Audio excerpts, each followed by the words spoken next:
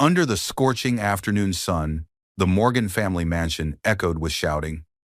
Daniel Morgan stood at the top of the marble stairs, his voice booming so loud even the neighbors froze at their gates. "Take your things and get out, Grace," he barked. "You and those kids are nothing but dead weight." His mother, Eleanor, folded her arms, lips curling in disgust. "You heard my son. We don't need liabilities in this family. You've embarrassed us enough." Grace clutched her two children, Ava and Jacob, trembling, their small backpacks hanging off their shoulders. Her eyes, glassy but defiant, met Daniel's. "All I ever did was love you, help you build everything you have," she whispered. But Daniel's laughter cut through the silence like a blade. "Everything I have? You mean everything I built in spite of you? Go live like the poor woman you were before I saved you." Eleanor yanked open the heavy gate, tossing Grace's suitcase onto the street. The thud echoed like a verdict. The children began to cry. Grace straightened slowly, her face pale yet composed. She turned toward the sky as if asking it for a witness, then said quietly, "Someday you'll regret the way you threw us out," Daniel scoffed, slamming the gate shut. Dust rose around them as the family car rolled past, splashing mud on her dress. But behind those tear-stained eyes, something unbroken remained, a spark that even betrayal couldn't kill. That night, in a dim basement apartment miles away, Grace folded a small piece of paper, a lottery ticket she bought with her last dollar. She whispered, "Maybe tomorrow will be different." And tomorrow was different because 1 year after her husband and his family kicked her and her kids out, she won $200 million. But the real question is, what happens when the woman they called worthless becomes the richest one of them all? This is the story of how a husband and family kicked his wife and her kids out. 1 year later, she won $200 million. Hello, family. Welcome back. Before we begin, please click subscribe. Every single click helps us tell stories of courage and truth. And in the comments, tell us where you're watching from. Because when we share these stories together, we remind each other that even in pain, we can rise. The Morgan mansion glittered beneath the afternoon sun, its white marble steps gleaming like ice, beautiful, cold, and merciless. Grace Morgan stood on those very steps, clutching a single suitcase and her two children, while her husband Daniel paced in front of her like a man possessed. "You've drained me, Grace," Daniel shouted, his voice carrying across the courtyard. "My company is collapsing, and you still want sympathy?" Grace's breath hitched. "Daniel, please, I sold my inheritance to help you pay your investors." "Enough!" His voice cracked like a whip. "You call that help? You cursed everything you touch." At the top of the stairs, Eleanor Morgan, Daniel's mother, stood with her arms folded, her diamond earrings flashing in the sunlight. "I told you from the start," she sneered. "A woman like her will only drag you down. Look at her, no class, no ambition. She's just a burden." Grace's daughter Ava clung to her leg, whispering through tears, "Mommy, let's go home." Grace knelt, brushing her daughter's hair gently. "We are home, baby." Eleanor's laughter sliced through her words. "Not anymore." She gestured toward the security guards. "Get them out, all of them." The guards hesitated. They'd known Grace for years, but Daniel's glare made them move. One reached for the suitcase. Grace grabbed it first, trembling. "You don't have to do this." "Daniel, the children." Daniel's face hardened. "I do have to do this. My investors want confidence, not pity. You're bad luck, Grace. I can't carry you anymore." For a moment, the world stilled. The wind died. Even the children stopped crying, as if the words themselves carried weight enough to crush air. Grace straightened slowly, her eyes filling but never breaking. "Bad luck?" she whispered. "When your company was nothing but debt, who stayed up at night sending proposals for you? Who made your meals when you worked through Christmas? Who stood by you when everyone else left?" Daniel's jaw twitched, but he didn't answer. Pride wouldn't let him. Eleanor's voice cut in sharply. "Enough of this drama." She had her chance. Let's not waste daylight on failure. The mansion door swung open. Standing there in Grace's silk robe was Chloe Burns, Daniel's secretary. Her hair was perfect, her smirk worse. "Should I bring the champagne, Daniel, or are we still entertaining?" Grace's stomach twisted. "You?" Daniel looked away. "Don't make this harder than it already is." A low, strangled laugh escaped Grace. You threw away 10 years of marriage for this? Chloe raised an eyebrow. For success, darling. Something you clearly don't understand. Grace's son, Jacob, started to cry. His tiny voice echoed, Daddy, please don't make Mommy cry. Daniel's eyes flickered just for a heartbeat, but Eleanor's hand on his shoulder steadied him back into cruelty. This is for the best, she murmured. The gate opened with a groan. Grace stepped backward, holding both children close. The sunlight hit her face, tears shining like glass, yet her voice, when she finally spoke, was calm. One day you'll remember this moment, Daniel, and you'll wish you'd never opened that gate, Daniel scoffed. You'll never be anything without me. Then, without looking back, he turned and slammed the door. The echo lingered like thunder in her chest. Grace stood motionless on the sidewalk as the mansion gates closed. Her children cried quietly beside her. Her suitcase, her dignity, her life, all of it now on the other side of that wall.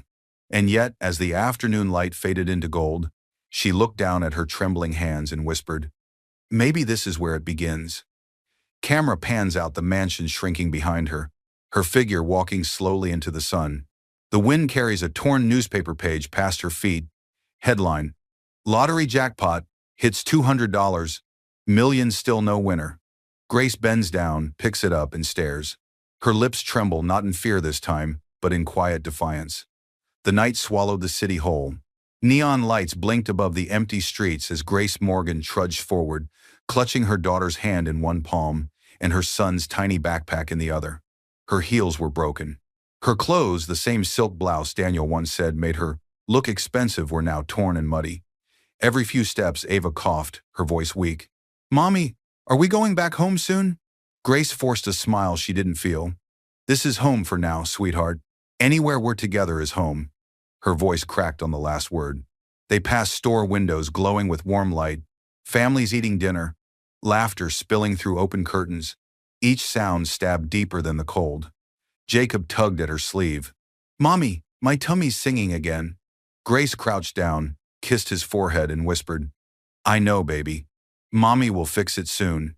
She opened her purse, 3 crumpled dollar bills, 1 hairpin, and a folded photo of her wedding day. She closed it quickly. The sound of her husband's laughter echoed in memory. A younger Grace danced barefoot in that same white blouse while Daniel watched, smiling. You and me, Grace, he'd said then. No matter what happens, we build together. She'd believed him. Now that same promise felt like a cruel joke written in dust. As rain began to fall, Grace spotted a dim sign, Clara's room's weekly rent, no questions asked.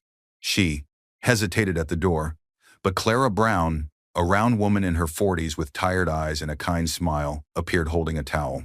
You look like you need a roof, honey. Come in. Grace blinked, unsure if she'd heard right. Clara stepped aside. You and those little angels can dry off. I'll figure out the rest later. Inside, the room was small, cracked walls, flickering light, one thin mattress, but it was safe. Ava and Jacob collapsed onto the bed, asleep before Grace could even tuck them in. Clara handed her a mug of warm tea. Bad day?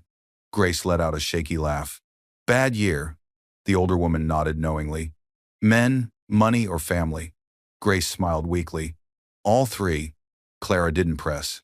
She just patted Grace's shoulder and said, Rent's $40 a week, but tonight's on me. Later that night, Grace sat alone by the window, watching the rain trace crooked paths down the glass. She whispered to herself, I'll rebuild.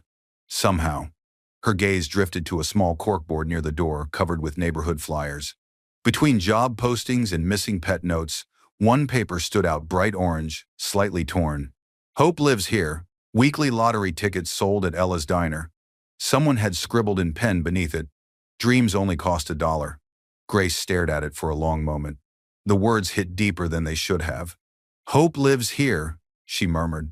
She didn't believe in luck anymore, but something in those words tugged at her like a whisper she couldn't ignore. Sunlight filtered through the dirty curtains. Grace woke to the sound of her kids giggling. For the first time in days, they smiled. Jacob pointed at a dusty plant by the window. Look, Mommy, it's trying to grow. Grace smiled faintly. So are we. She looked at the clock, already 7:40.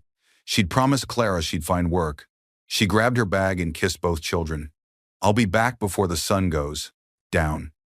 As she opened the door to leave, she paused, eyes lingering again on that orange flyer. She took it down quietly, folded it, and slipped it into her purse. Outside, she passed a newspaper stand. The headline read, "Local business mogul expands empire. Daniel Morgan partners with Burns Enterprises." Grace froze, her hand tightening around the orange flyer in her bag. Her expression hardened pain, fading into something colder, sharper. Narrator's voice softens.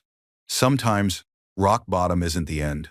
It's the floor beneath a door no one ever thought you'd open. The Morgan mansion had never looked brighter. Golden lights spilled across the grand dining hall, catching every crystal and diamond like a promise of perfection. But beneath the glow, it reeked of something uglier, arrogance disguised as victory. Chloe Burns, now Mrs. Morgan in everything but name, glided down the marble staircase, wearing one of Grace's old silk robes.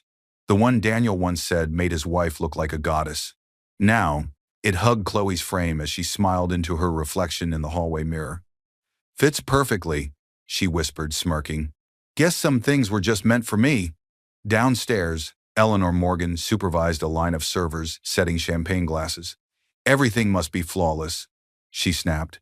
"Tonight we toast to a new beginning." Daniel, in a crisp navy suit, stood by the fireplace, rehearsing his charm. "Our investors will be here any minute," he said. "We need them to see that I've moved on stronger, sharper, richer." Eleanor smiled proudly. "You made the right choice, son. That woman was a stain on this family name." The word "that woman," Grace hung in the air, but no one dared to speak it aloud. Cameras flash. Laughter fills the room. The Morgans are back in the papers. The perfect picture of luxury reborn. Chloe clinks her glass. "To second chances," she purrs. Daniel raises his. "To winning again." Their glasses meet with a soft chime, hollow and cruel. In the background, one of the maids sets a box on the counter, the last of Grace's belongings that had been found in the attic. Inside, a few photo frames, a broken necklace, and a small jewelry box tied with a faded blue ribbon. Chloe's curiosity flickers. She waits until the guests drift toward the terrace, then quietly opens the box. Inside lies a letter, sealed with wax. The handwriting elegant, neat, and unmistakably old-fashioned. To Grace Morgan, confidential. Chloe frowns. Confidential? She unfolds it just enough to see the letterhead, Whitmore and Associates, Legal Affairs. A flash of unease crosses her eyes. Before she can read more, Eleanor walks in. "Chloe, what are you doing?" Chloe startles, then laughs lightly. "Just cleaning up Grace's leftovers." Eleanor eyes the paper suspiciously. "Nothing in that box matters anymore. Burn it." Chloe hesitates. Eleanor's tone sharpens. "I said burn it." Chloe forces a smile. "Of course." In the garden, Daniel's laughter echoes as guests toast to his resilience. But under the soft glow of the lanterns, his eyes aren't celebrating, they're haunted. A waiter whispers to another. "He doesn't even look happy." Because deep down, Daniel knows the truth. He doesn't miss Grace's face. He misses her steadiness, her quiet wisdom, her ability to calm storms. Chloe gives him thrill, not peace. Still, pride is louder than conscience. He turns to Chloe and whispers, "Tonight marks the real beginning." Chloe leans close, her perfume sharp. "Then let's make sure she never comes back to ruin it." The mansion empties. Music fades. Chloe steps outside with a matchbox. She holds the sealed letter over a bronze bowl and watches it burn slow, deliberate. But for a moment, just before the flame consumes it, her eyes catch a few words in the smoke's glow. "Upon reaching the age of 32, all remaining assets from the Harper estate shall pass directly to Grace Morgan." Her heartbeat spikes. "What?" The flame licks higher, erasing the rest. She tosses the ashes into the night wind, shaken. Daniel's voice calls from inside. "Chloe, come to bed." She takes one last look at the glowing ashes, whispering to herself, "If that's real, she'll never find out."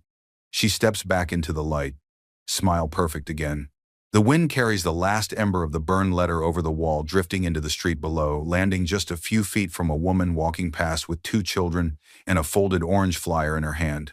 They burned what could have saved her, not knowing that destiny was already circling back, wearing the quiet face of hope. If you're watching this and you haven't subscribed yet, please take a second to do it now. Every click, every share, every comment helps us keep telling stories that give strength to women and children who've been broken, forgotten, or silenced. When you subscribe, you're not just supporting a channel, you're standing beside survivors, saying their stories matter. Turn on your notification bell so you never miss a story that could change a life. And in the comments, tell us where are you watching from and what part of this story spoke to your heart. The next morning crept in slowly, gray light slipping through the thin curtains of the tiny basement room.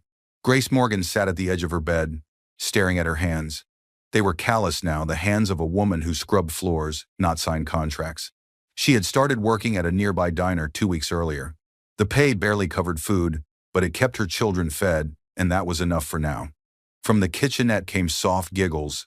Ava and Jacob sat on the floor, stacking old soup cans like building blocks. Jacob looked up, beaming. "Mommy, look, it's a castle." Grace smiled faintly. "It's perfect, baby. Just like you." But when she turned away, her face fell again. Her reflection in the cracked mirror showed exhaustion, dark circles, hollow cheeks, eyes that had seen too much for 32 years. She tied her hair, whispered a small prayer, and grabbed her bag for work. Just as she opened the door, Clara Brown, her landlady, appeared holding a letter. "Mail for you, sweetheart," Clara said. "Came early this morning." Grace frowned. "For me? Who even knows where I live?" The envelope was old cream-colored, sealed with a wax emblem that looked faintly like a crest. The sender read, "Whitmore and Associates Legal Affairs." Grace's heart skipped. She tore it open. Inside was a short, neatly folded note. "Dear Mrs. Morgan, I was your late father's attorney and close friend. There are matters regarding his estate that require your immediate attention. Please visit my office tomorrow morning at 9 a.m. Yours sincerely, Mr. Leonard Whitmore." Grace's fingers trembled. Her father, she hadn't heard that name in years. A young Grace sitting in her father's study, watching him scribble numbers in a small black notebook. He used to say, "You'll understand these numbers one day, Grace. They're not about luck, they're about legacy." Her chest tightened at the memory. She had been 20 when he died. They'd said his business went bankrupt. But what if? Grace tucked the letter into her purse, her heartbeat quickening.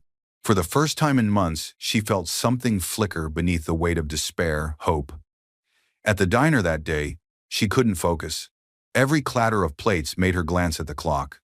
She imagined her father's face, the way he used to smile and say, "You've got my fire, Grace. Never let them put it out." That night, she confided in Maya Carter, her best friend and co-worker. Maya, wiping the counter, looked skeptical. "A lawyer from your dad? After all these years?" "I know it sounds strange," Grace said, "but I can't ignore it. Maybe it's something." Maya smiled faintly. "Honey, you've earned a miracle or two." Then, jokingly, she added, "Maybe it's a treasure map." Grace laughed, a sound she hadn't made in months. "If it is, I hope it leads somewhere warm." That night, Grace tucked her children into bed. The little basement room felt less like a cell and more like a shelter, now a pause between storms. She sat by the window, holding the letter under the moonlight. "If you really left something, Dad, please let it be enough to start over." The camera lingers on her face, a mix of fear, exhaustion, and fragile courage. Then a soft sound interrupts the quiet, a thud outside the door. Grace stands, heart racing. She opens it cautiously. No one is there, just a folded piece of paper slipped under the mat. Her breath catches as she unfolds it. "Be careful who you trust. Not everything your father owned was lost." No signature, no address. Just those words, neat, precise, deliberate. Grace looks out into the empty street, scanning the shadows. The orange "Hope Lives Here" flyer flutters on the wall behind her, illuminated by a single streetlight. While her enemies celebrated her fall, someone else had already started lighting her path back up. Fade to black. The next morning felt different. The same sun that once mocked Grace Morgan's misery now painted her in gold. Her hands trembled as she buttoned her blouse, the nicest one she owned, and tucked the mysterious letter from Mr. Whitmore into her purse. Ava stirred under the blanket. "Mommy, are you going to work?" Grace knelt beside her daughter and kissed her forehead. "Not today, baby. Mommy has something important to do." Jacob, still half asleep, mumbled, "Will you bring pancakes?" Grace smiled. If everything goes well, I'll bring a whole stack. The camera lingers on her children. Two small reasons she refused to give up before cutting to the bus ride across the city. Outside, the world blurred past the window. Suits rushing, horns blaring, people living lives she used to have. Grace clutched the letter tighter. What could my father have possibly left after all these years? The law office stood at the corner of Main Street, an old brick building with ivy crawling up its walls. Inside, the scent of paper and polished wood filled the air. Behind a mahogany desk sat Mr. Leonard Whitmore, silver-haired and warm-eyed, his voice gentle but firm. "Mrs. Morgan," he greeted, standing to shake her hand. "You look so much like your father did the day he signed the Harper Trust." Grace froze. "The what?" He motioned for her to sit. "You were very young then. Your father, Thomas Harper, left behind partial ownership in a mining company. The shares were held in escrow until you turned 32, your current age." Grace blinked. "That can't be right. We were broke when he died. The house, the business, everything was gone." Whitmore nodded. "That's what everyone thought. But your father had a private investment, 10% equity in Redwood Mining. The company was sold last year for $15 million. Your portion, after taxes and legal fees, comes to about $1.5 million. Her breath caught. The words didn't even sound real. "Are you saying I have money?" He smiled. "More than that, Mrs. Morgan, you have security. You'll need to sign a few documents to release the funds. It will take a few weeks to process." Grace pressed a trembling hand to her chest. "I don't even know what to say." "Your father knew you'd find your way here when the time was right," Whitmore said softly. "He told me once, 'My daughter doesn't need saving. She needs time to remember she's a Harper.'" Tears welled in Grace's eyes as she whispered, "He always believed in me, even when I didn't." A soft flashback flickers a 10-year-old Grace in her father's office, sitting on his lap as he showed her blueprints and said, "One day, you'll build something bigger than I ever could." Back in the present, Grace laughs through her tears. "Maybe he was right." Mr. Whitmore handed her a small envelope. "He also left this for you, said to open it only when you feel you've lost everything." Grace stared at it, her breath uneven. "Then I guess this is that time." As she stood to leave, Whitmore's assistant turned on the office TV. A headline scrolled across the bottom: "Lottery jackpot rises to $200 million record, drawing this weekend." Whitmore chuckled lightly. "Seems luck is in the air these days." Grace smiled faintly. "Maybe it's something more than luck." She stepped outside, wind lifting her hair as sunlight hit her face. For the first time in a long while, the world didn't look cruel, it looked possible. She opened her purse, pulling out the orange "Hope Lives Here" flyer she'd taken from Clara's board. She folded it next to the sealed envelope from her father, two symbols of destiny crossing paths. As she walks away, the camera pans up to reveal a black sedan parked across the street. Inside, Chloe Burns lowers her sunglasses, watching Grace with a calculating stare. She whispers into her phone, "Daniel, you're not going to believe who's still standing." She thought she'd found closure, but the truth waiting inside that sealed envelope would set fire to everything again, including the lives of those who burned her. The Morgan mansion glimmered again, laughter, clinking glasses, and the sound of success echoing through the same halls where Grace Morgan once cried. Gold chandeliers shimmered above a crowd of executives, influencers, and gossip-hungry socialites. Tonight wasn't just a party, it was Daniel Morgan's grand comeback.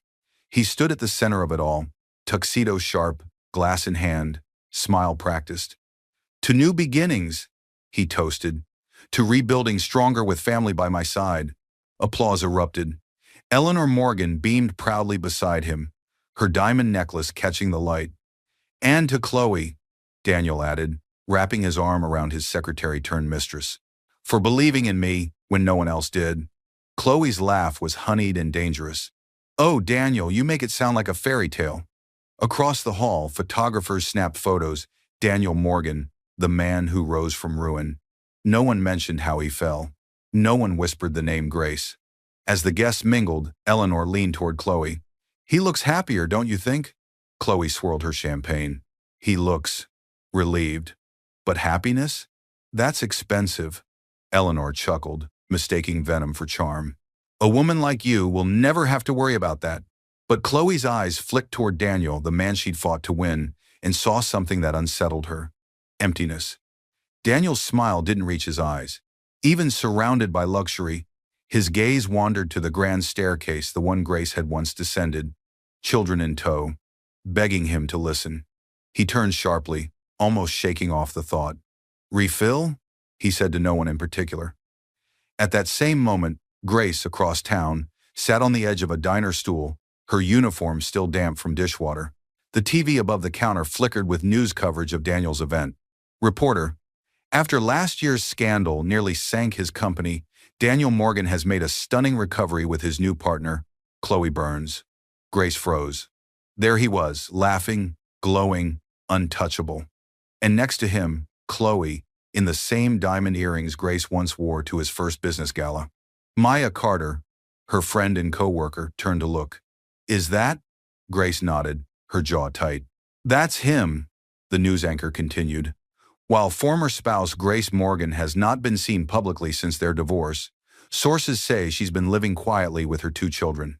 Grace exhaled shakily. "Quietly? They make it sound like I died." Maya rested a hand on hers. "He thinks the story's over, Grace. Prove him wrong." Grace forced a smile. "Oh, I intend to."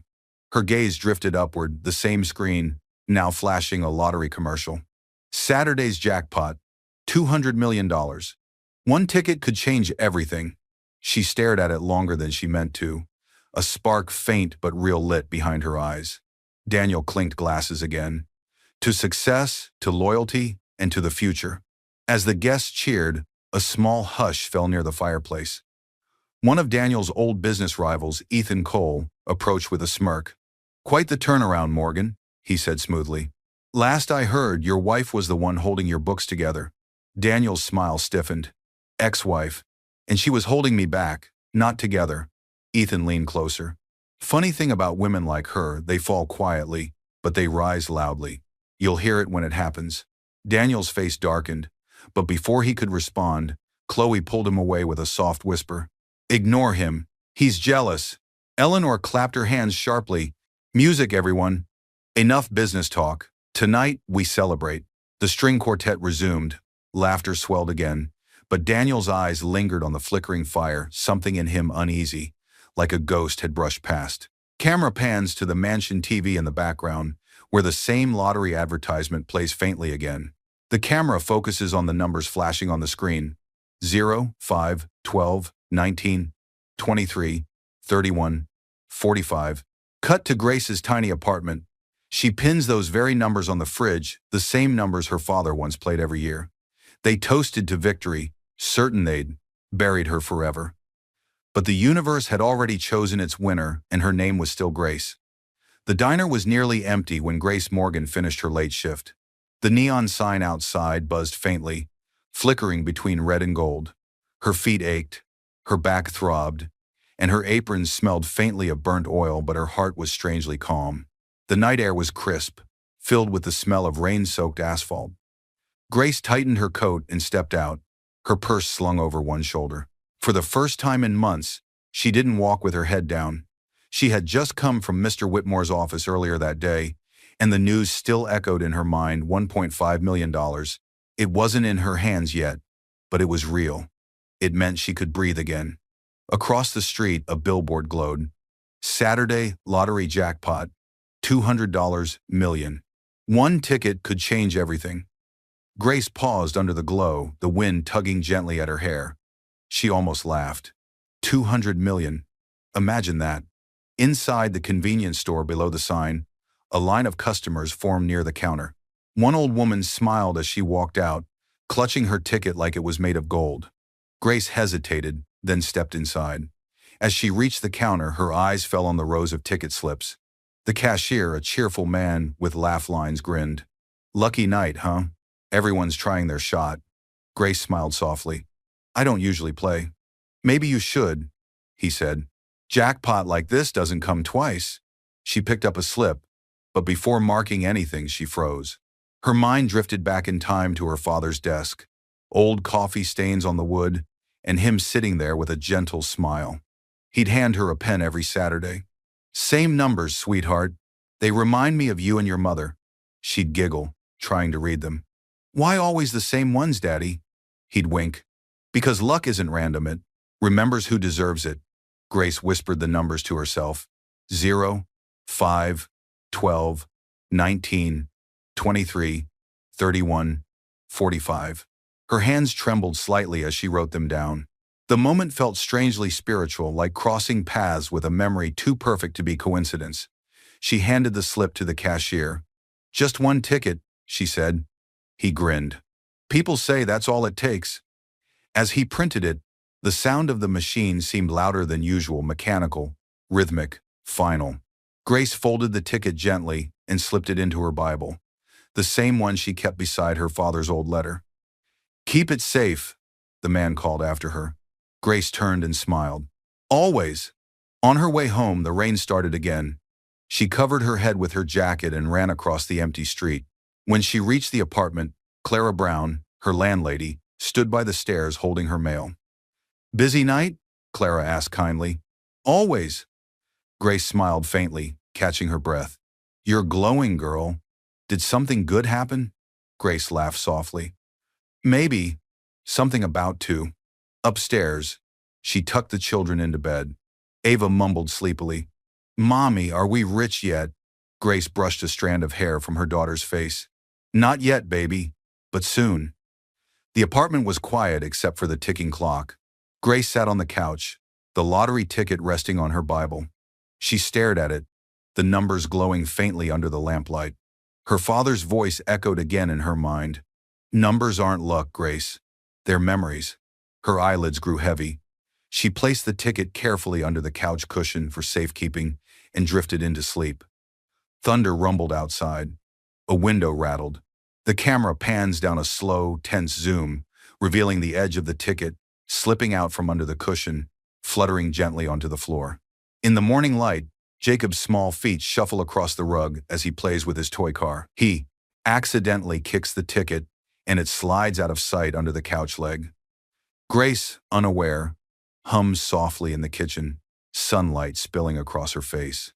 She didn't know it yet, but the slip of paper lying under her couch held not just numbers, but a doorway to destiny.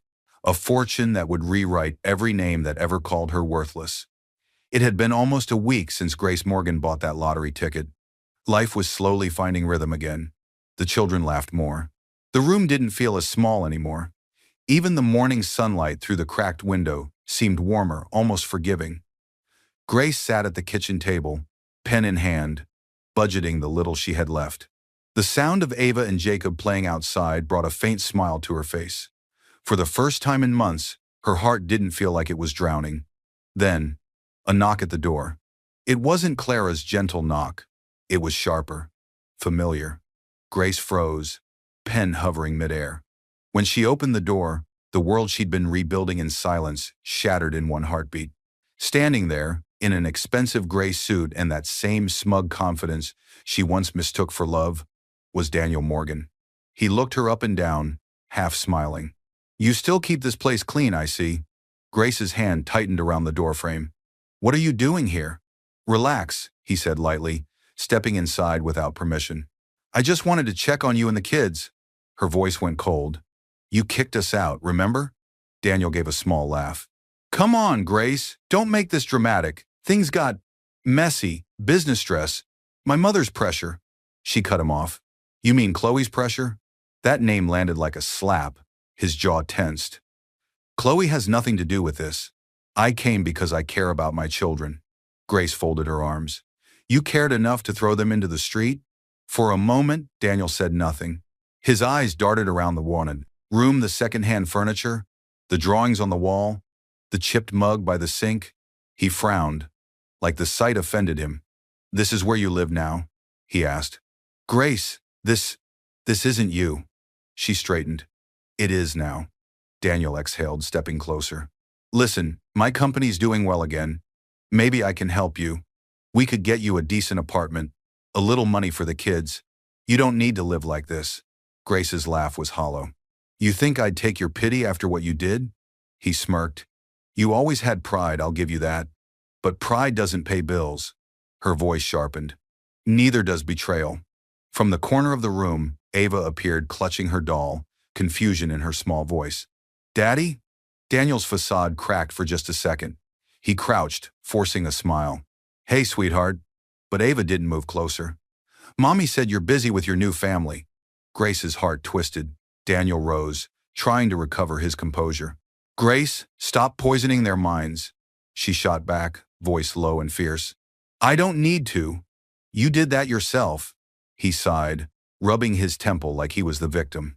You're still impossible. Grace looked him dead in the eye. And you're still hollow. Daniel blinked, stunned. The woman before him wasn't the one he humiliated a year ago. She wasn't pleading anymore, she was anchored. He reached into his briefcase suddenly, pulling out papers. These are documents from our past accounts. There are things I need you to sign for closure. She glanced at them and pushed them back. No, you haven't even read. I said no. Daniel's jaw tightened. You'll regret this.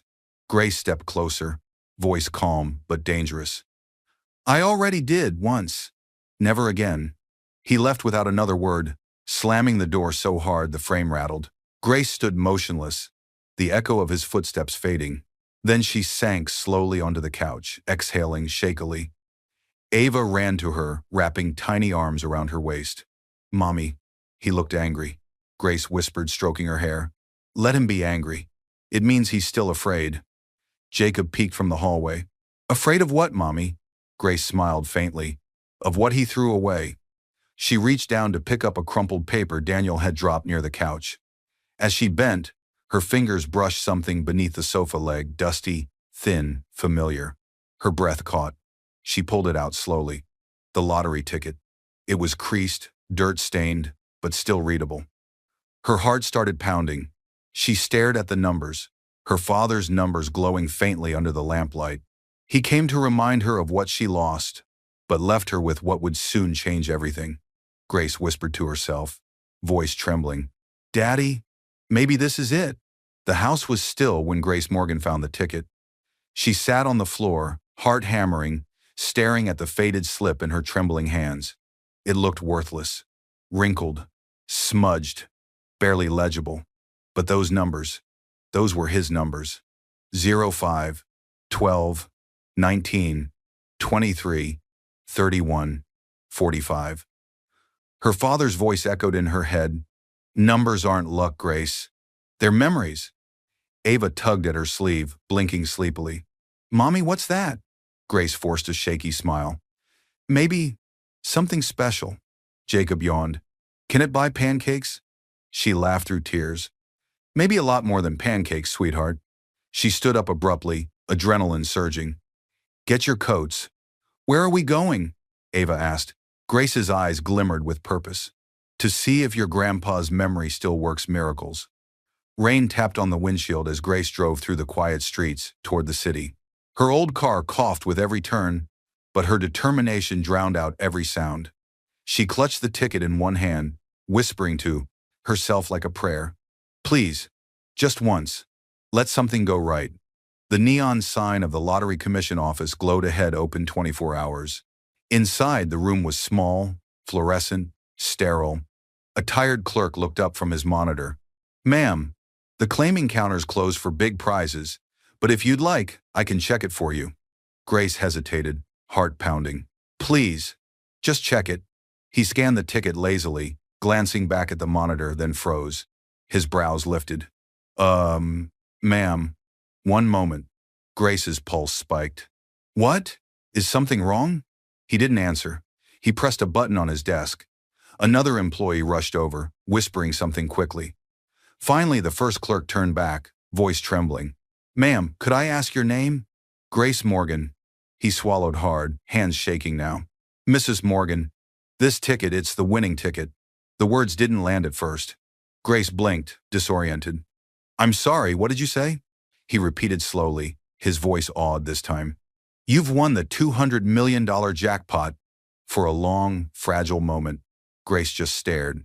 Then she laughed, small at first, then uncontrollable, trembling, breathless. The clerk smiled nervously. Ma'am? Grace pressed a hand to her mouth as tears spilled down her cheeks. Her knees nearly gave out. He did it, she whispered. My father, he did it.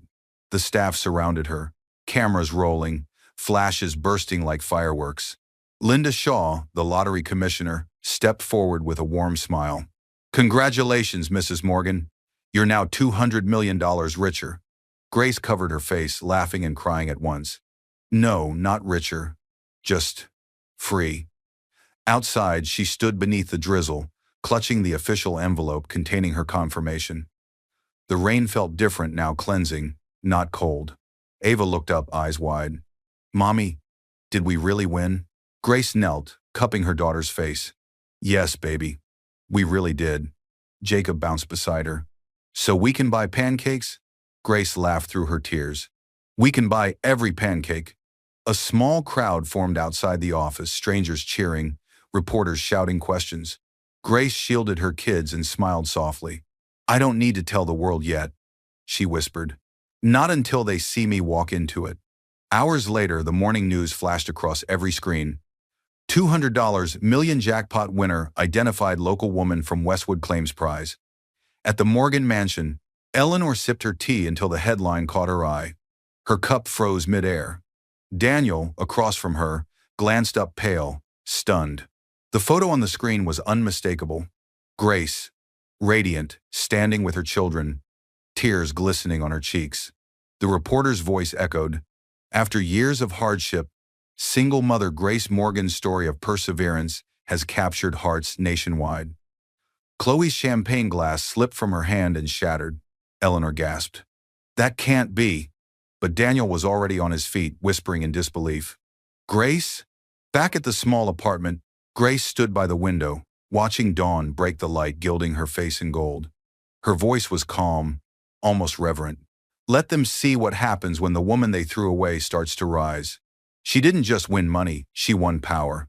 And the ones who broke her were about to learn what losing really feels like." Morning sunlight streamed through clean white curtains, a luxury Grace Morgan had almost forgotten existed. The modest apartment had been replaced by a quiet, elegantly furnished townhouse on the city's north end. Everything about it spoke of rebirth. Soft beige walls, polished oak floors, sunlight dancing off glass. But Grace's favorite view was still the simplest Ava and Jacob laughing over a stack of pancakes at the breakfast counter. The sound filled the air like healing. Jacob held up his fork proudly. "Mommy, we finally got pancakes every day." Grace smiled, brushing his curls. "Yes, baby, every single day, and never because someone let us." Ava giggled. "You're happy now, Mommy." Grace looked down at her children, her eyes glistening. "Yes, for the first time I really am."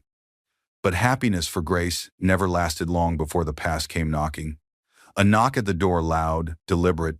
Clara, now hired as her housekeeper, peeked through the peephole. Her face darkened. "Grace, you might want to see this yourself." Grace frowned, walking toward the door. When she opened it, time seemed to fold back on itself. Standing there, in expensive suits and fake humility, were Daniel and Eleanor Morgan. Daniel smiled awkwardly, hands out as though they were old friends. "Grace, it's been a while." Eleanor forced a tremulous laugh. "We just wanted to see how you're doing. You've been in the news." Grace's face didn't move. "In the news?" Eleanor nodded, pretending warmth. "Such a surprise, a lottery winner. 200 million. You must be overwhelmed." Grace leaned against the doorframe, calm. "I'm managing." Daniel's eyes darted around the hallway, his voice dropping. "Grace, listen. We made mistakes. I made mistakes. But we were under so much pressure. I shouldn't have said those things. I shouldn't have." "You shouldn't have what?" Grace interrupted softly. "Thrown you out? Called you worthless?" He swallowed. "I was stupid, and I regret it every day." Grace tilted her head, watching him carefully. "Regret?" The way she said it made his chest tighten. Eleanor stepped in quickly. "We don't need to dwell on the past. What's important is family." Grace's lips curled into something between a smile and disbelief. "Family? You mean the one that locked the gates and watched me walk into the street with 2 children?" Eleanor flinched. "I was protecting my son, and I was protecting his name," Grace said evenly. "Funny how that name only matters when money's attached to it." Daniel's charm faltered. "Grace, we could work together again. You always had business sense. Maybe you could invest in the company? Bring it back stronger, for the kids' future?" Grace turned slowly toward him, her tone razor-sharp but polite. For the kids' future? You mean the kids you didn't ask about until I was worth 200 million? He stiffened. That's not fair. Grace smiled faintly. Neither was what you did. But we're even now. Daniel looked desperate. Grace, please. Let's fix this. She studied him for a long moment, then stepped closer, her voice low and calm. I used to beg you to listen when I was poor.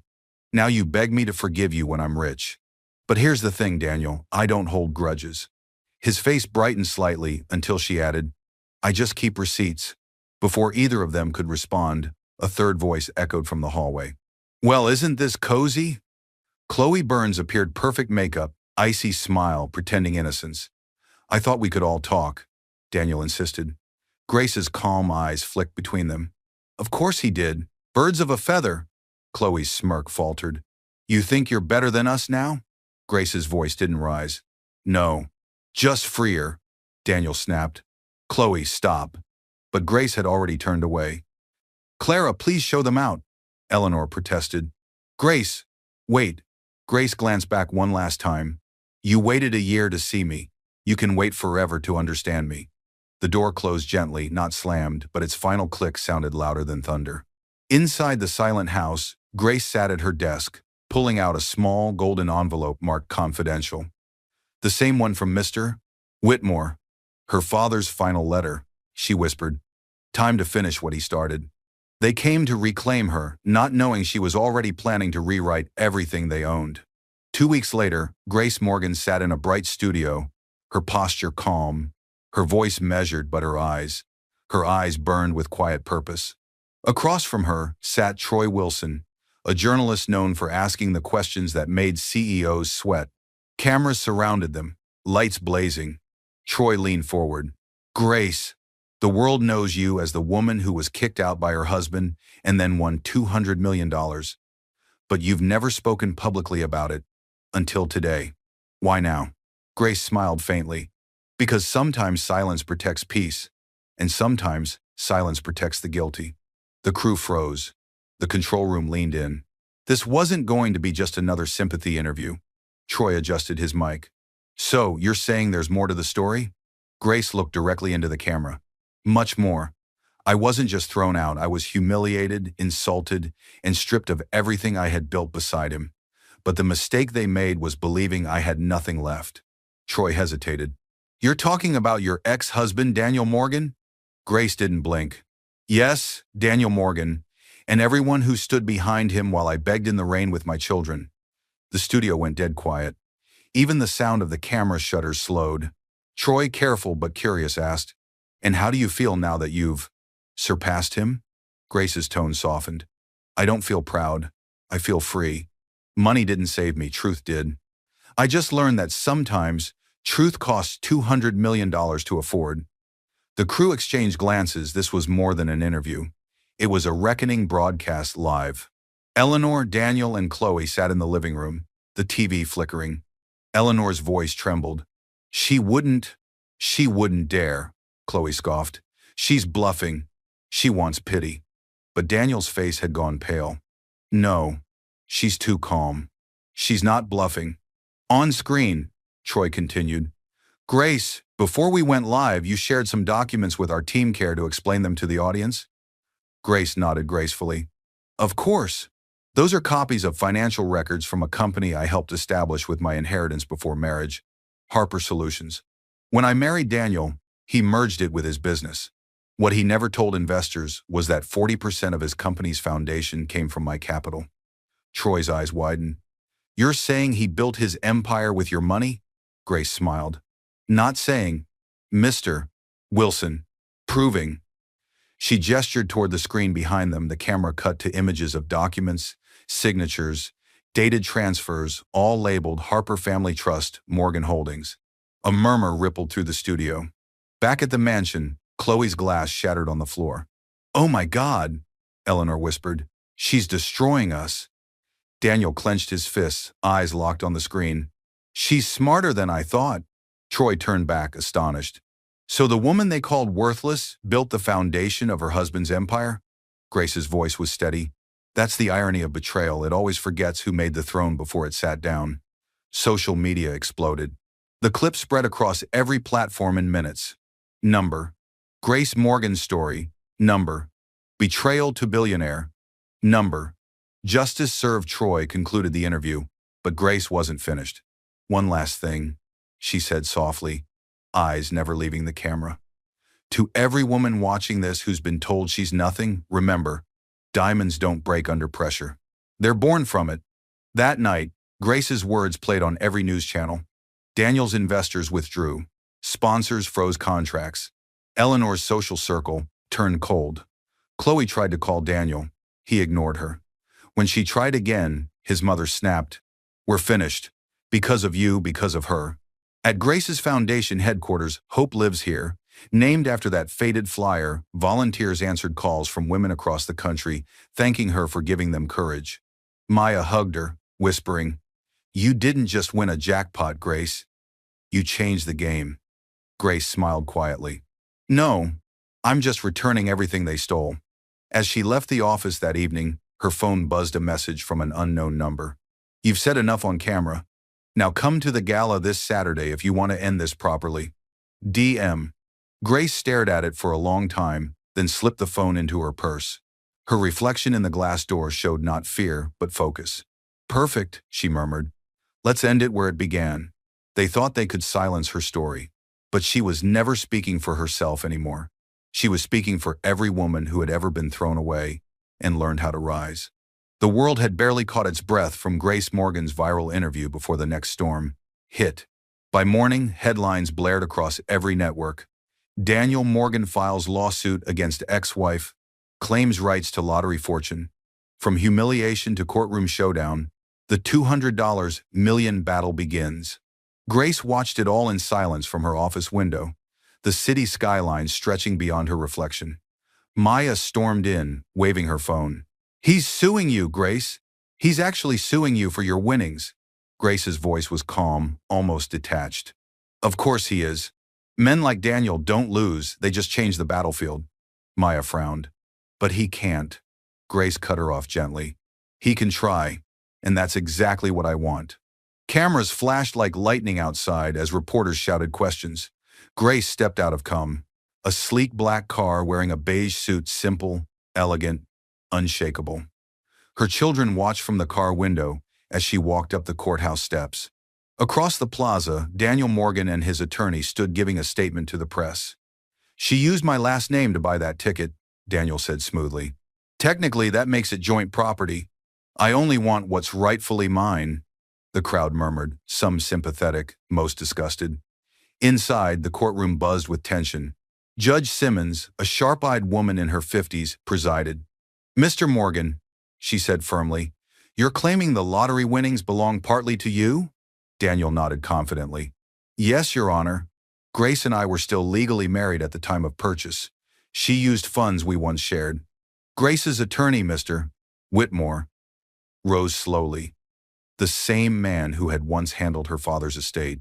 "Your Honor," he said, "we will show evidence proving that every cent Grace used to purchase that ticket came from her independent earnings, none from her husband. Moreover, the Harper Trust, her father's estate, legally insulated all her assets, even during marriage." Daniel smirked. "Convenient story." Whitmore smiled. "Not a story, a legacy." Daniel's lawyer tried to corner Grace during questioning. "Mrs. Morgan, did you or did you not share finances with your husband before your separation?" Grace met his gaze. "Yes, until the day he closed every account in his name and left me with nothing." A ripple went through the courtroom. Daniel shifted uncomfortably. Grace continued, her voice steady but her eyes fierce. "I didn't need his money then, and I don't need it now. My father left me something he could never buy: protection from greed." The judge raised an eyebrow. "Protection?" Whitmore stepped forward, handing her a document sealed with an embossed crest. "Your Honor, this is a clause from the Harper Trust, established in 1998. It states that any financial gain Grace achieves post-marriage, including inheritances, investments, or winnings, remains solely hers under federal and state law." Her father anticipated exploitation. Daniel's attorney blinked. That's That's impossible to enforce. Whitmore's calm deepened. Except it's already been tested in court. Twice. Both times. Upheld. The judge examined the paper, nodding slowly. I see no legal grounds for Mr. Morgan's claim. Daniel stood abruptly. This isn't over. She owes me everything I built. Grace rose, her voice soft but carrying through the room. You built nothing, Daniel. You borrowed. From me. From my love. From my silence. And this, she gestured to the courtroom, this is your receipt. He froze as the gallery erupted in whispers. Judge Simmons banged her gavel. Case dismissed. Mrs. Morgan retains full ownership of her winnings. As Daniel stormed out, reporters swarmed. Grace walked past him slowly, calm as sunlight. Grace, a journalist called. Any comment? She turned briefly, her voice serene. Yes.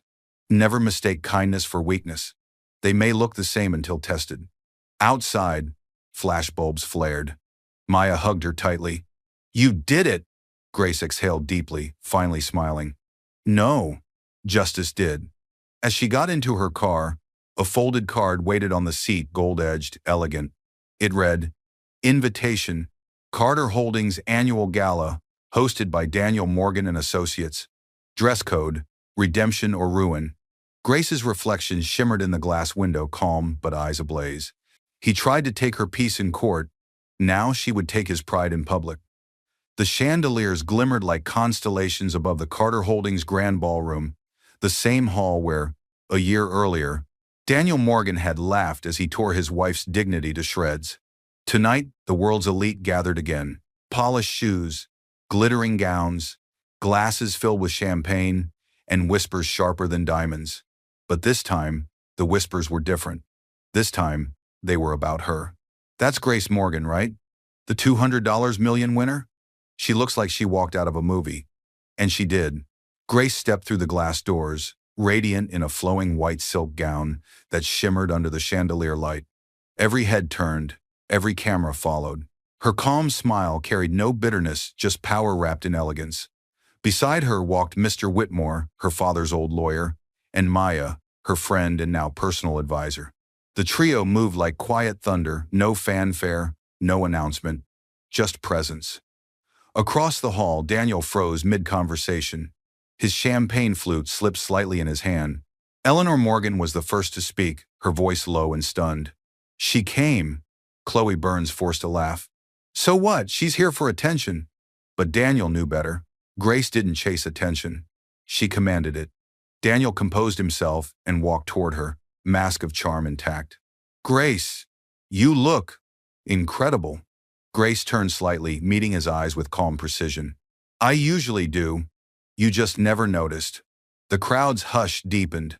Daniel chuckled nervously. You didn't have to come tonight.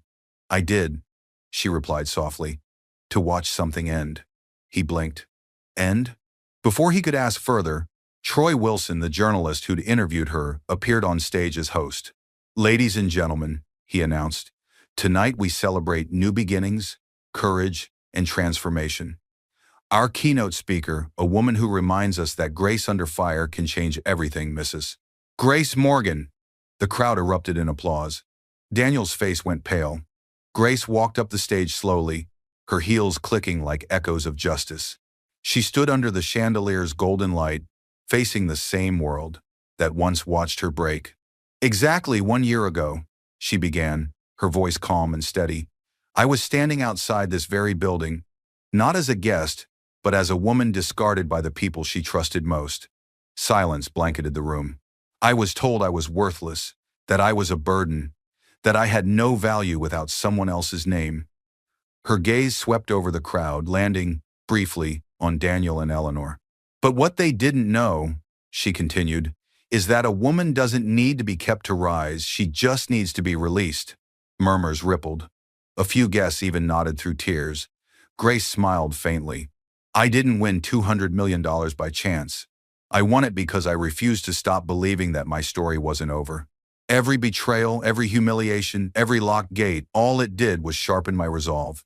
She paused, the audience hanging on her every word. So tonight I dedicate my foundation, Hope Lives Here, to every woman who's ever been told she's too small, too weak, or too broken to rebuild. We don't need permission to rise, we only need memory. Thunderous applause filled the hall. Even those who once gossiped about her stood in awe. As she stepped down, Daniel approached her once more, eyes wet, voice trembling. "Grace, please. I was wrong. I see it now. You were everything." She looked at him quietly, almost tenderly. "No, Daniel. I was something you just didn't know how to value it." He reached for her hand.